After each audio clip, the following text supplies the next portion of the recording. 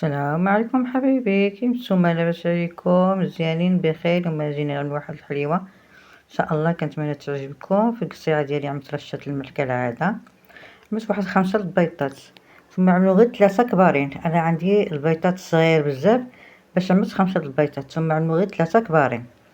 وغادي ندير 250 غرام ديال السكر، واحد المغروفه ديال المربى المشمش. غادي نخلط السكر ديالي مع المربى مع البيض، غنخلطهم مزيان تيذوب ليا السكر. من بعد غادي نزيد واحد 125 غرام ديال الزيت، وغادي نخلط مزيان تيدخل ليا ديك الزيت مع المواد كاملين، ميبقاش يبان الزيت.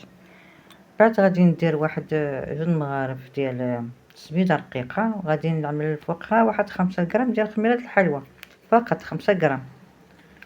من بعد غادي نزيد واحد 250، عندي 250 غرام ديال الكوكو يكون داك المزيت ملي تحكو في يديك يطلق لك الزيت.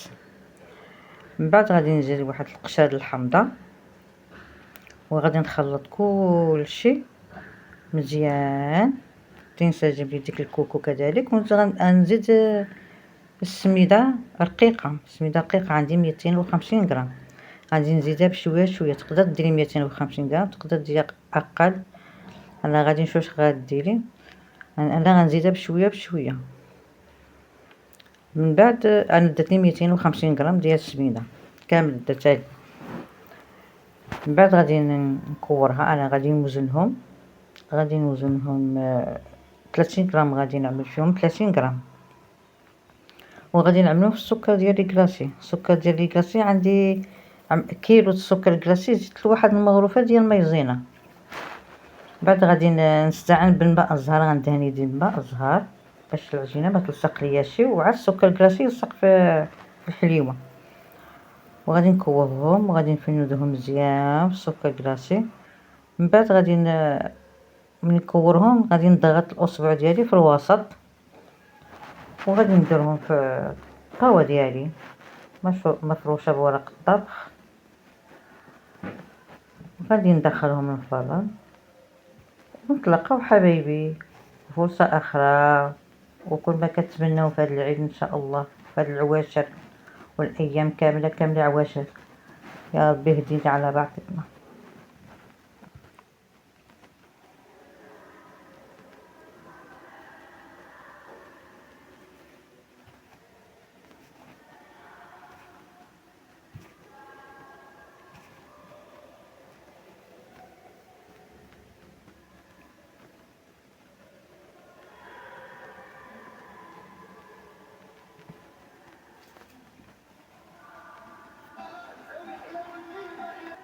ها الحلوه ديالنا بعد ما وجدت، كنتمنى تعجبكم تجربوها ان شاء الله حبايبي. ايوا عيدكم مبارك سعيد، تعيدوا بالصحه والهنا، كل ما كتمناو ان شاء الله يا سيدي ربي.